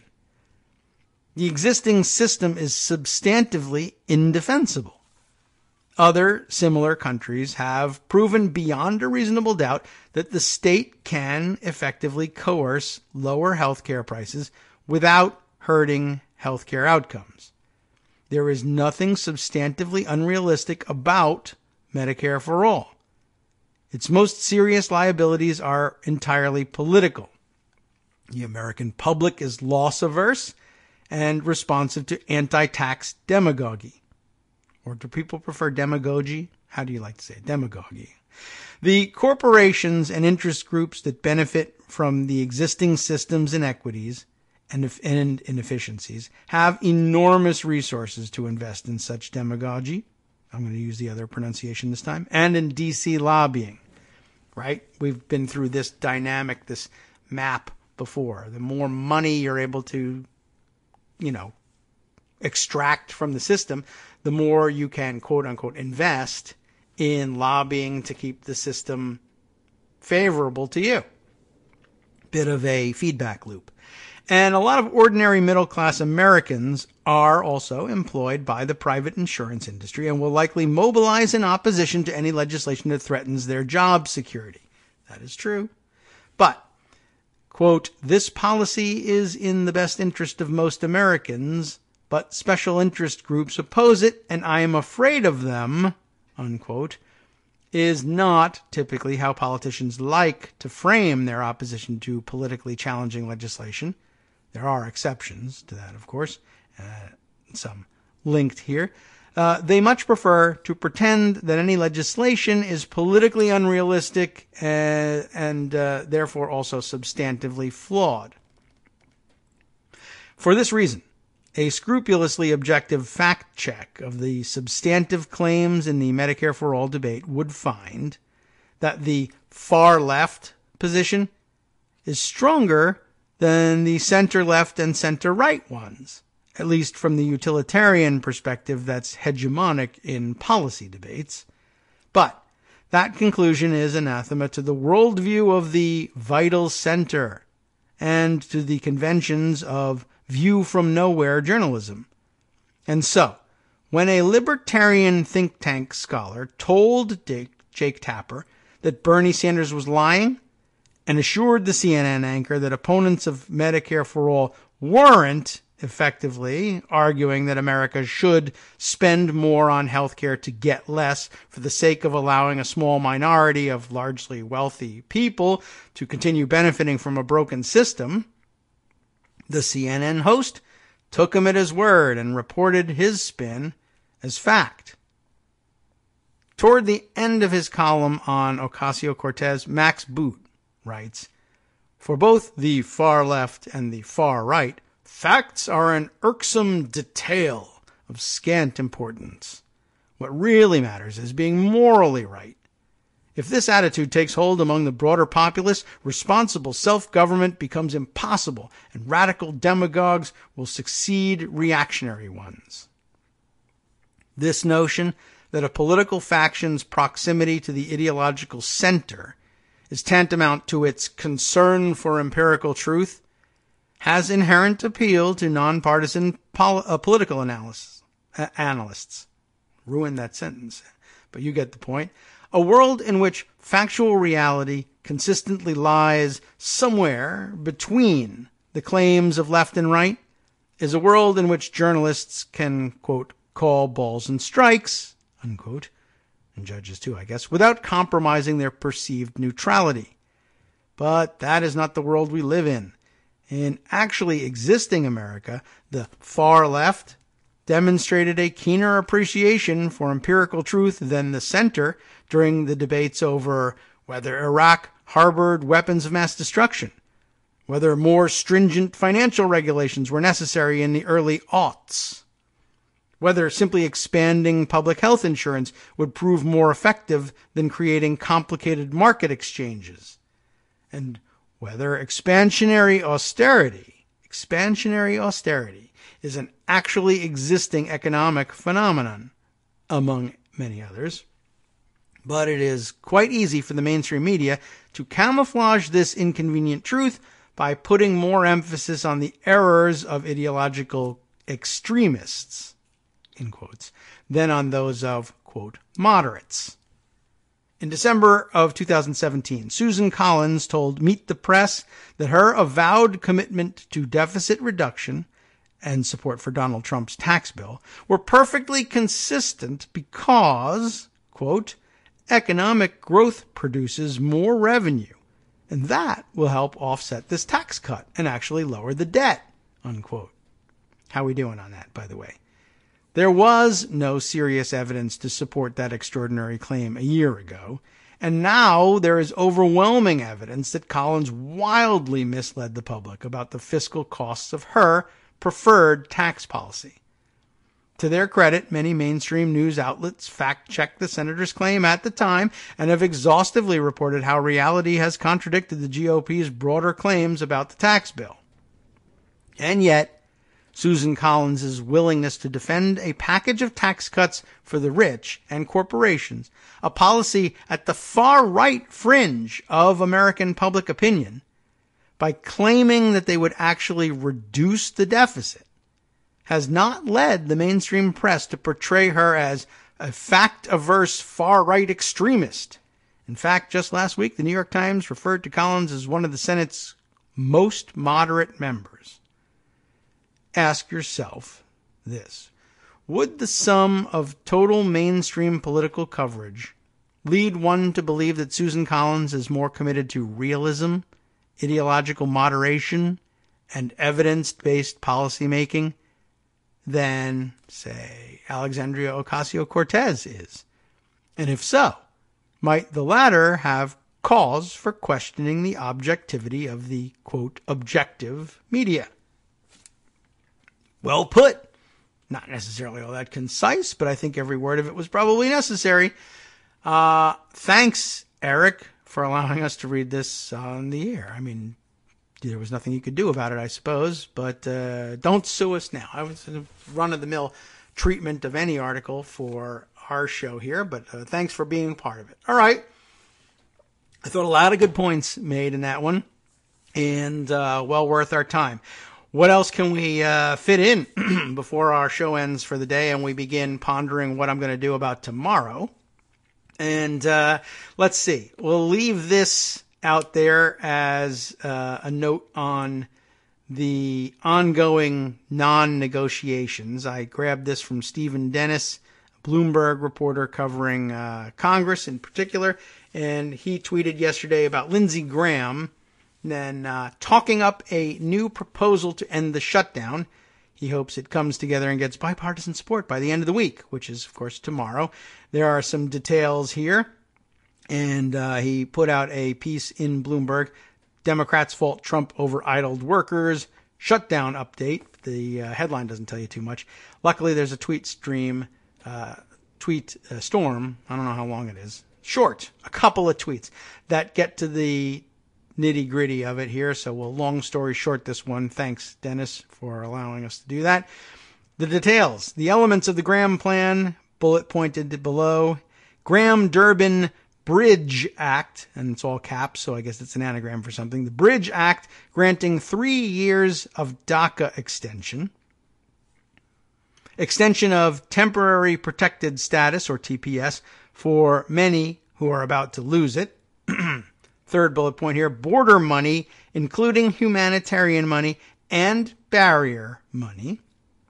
And lastly, no new limits on legal immigration previously demanded by the White House. Graham said Democrats will ask if Trump will sign such a plan, and he said that's a good question.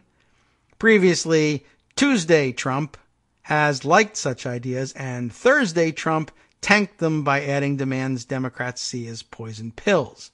So an interesting proposal and an interesting assessment of what we're actually up against from the table slamming, not table slamming, bye-bye president. You can't tell what's going to happen. Like you said, I think that's a great expression of things. Tuesday Trump says yes, Thursday Trump says no. He sunsets as the week goes on as well, or sundowns, I guess, as the week goes on, not just individual days. All right. Let's see. A couple of other things, but perhaps we'll throw this one in here. Just feels like a nice closing. Probably would make a good Friday piece, but we'll treat it like Friday today. It's the AMP version. Never mind. Okay, it's the monkey cage. I'll read the AMP version. Having the most diverse Congress ever will affect more than just legislation. Kenneth Lowand, Melinda Ritchie, and Aaron Lauterbach teaming up for this January 9th piece.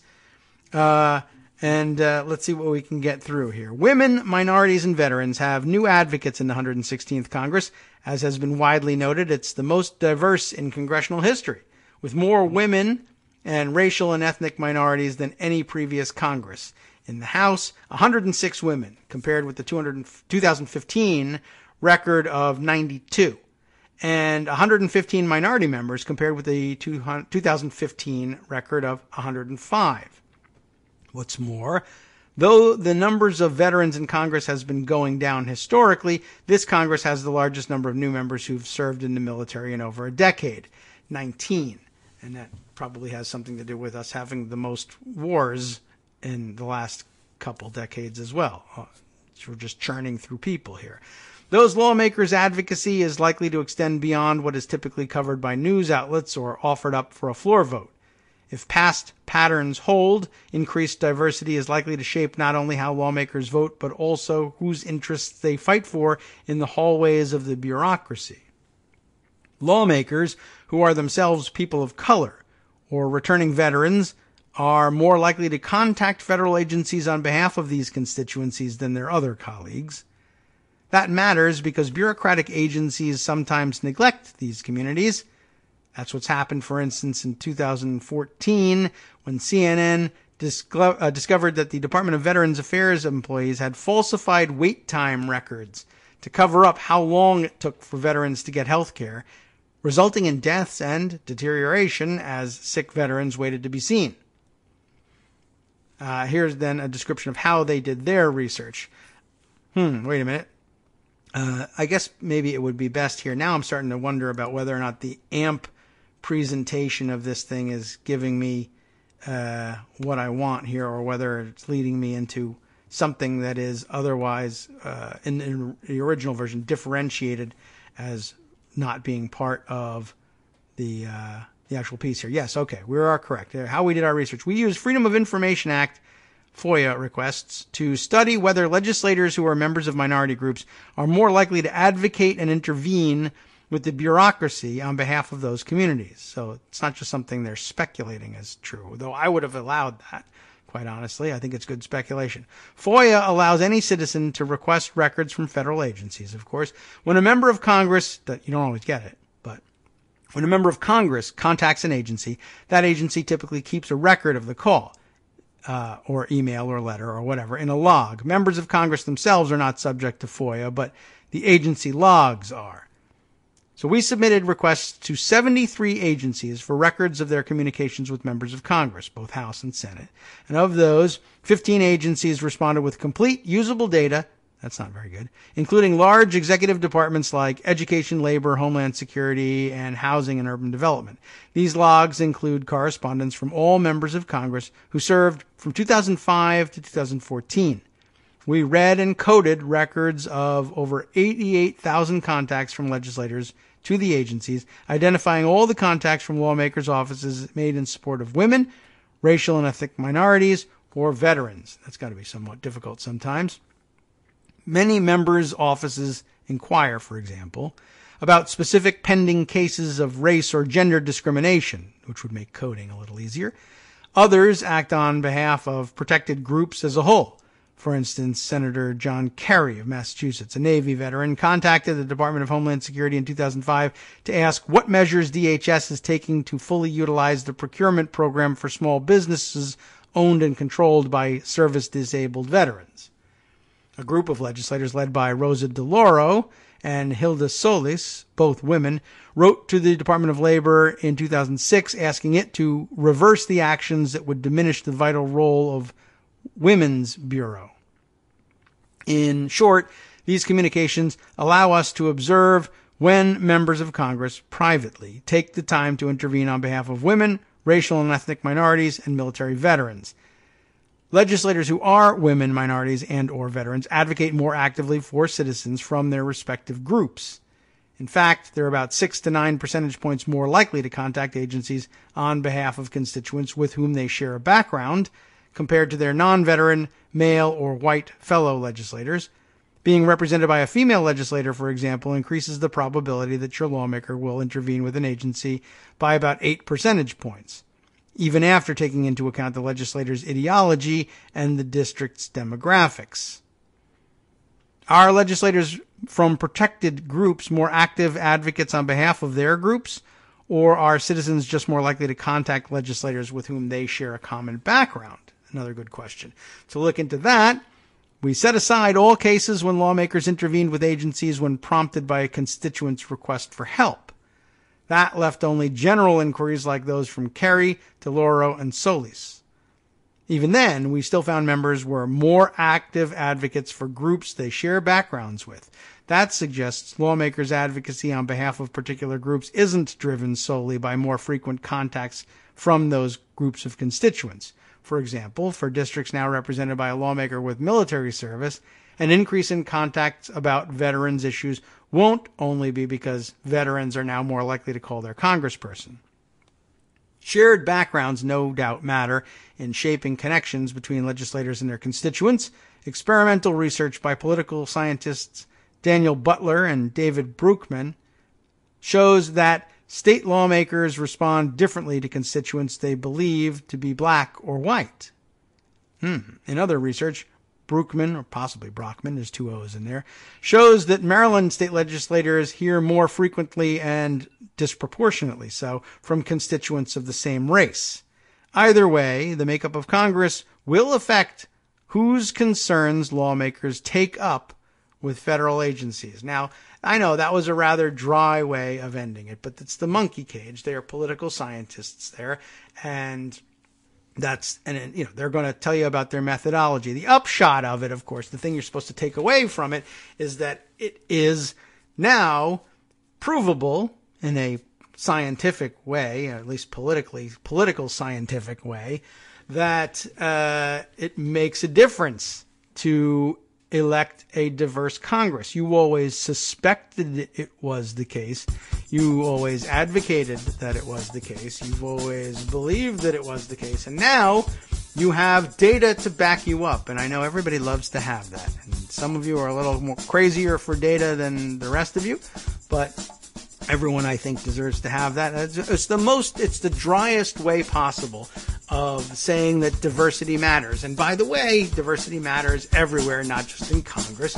It matters in the corporate boardrooms and in the structure of the workforce, in research and development, in everything, obviously. And now you have a reason why. You don't have the same data outside of Congress, but you could get it. You could develop it. The point is that now that you have scientific data, to suggest that it is possible to glean the same information from the private sector, you can go ahead and do it. And wouldn't that be something? And wouldn't it be interesting to marry the two last pieces we put together in order to get a data-driven approach to changing the way the healthcare system works? Wouldn't that be interesting? Well, I'll tell you what else is interesting. The West Coast Cookbook and Speakeasy is interesting, and I can tell you a little bit about what's coming up on it next. The reason Rick Santorum, he begins, Justice said, the reason Rick Santorum said Democrats need political courage to build Trump's wall is because the GOP is too busy grooving on the rubles. From Daily Kos Radio on networksradio.com. You have been listening to the Kagro in the Morning Show. Here comes more. Trump has a right-winger blogger running his budget office during the shutdown. California Republicans object after Trump threatens to withhold federal wildfire aid from the state. And the DEA smashes one of Trump's main claims about the border wall. Let's stay tuned and find out which one after this.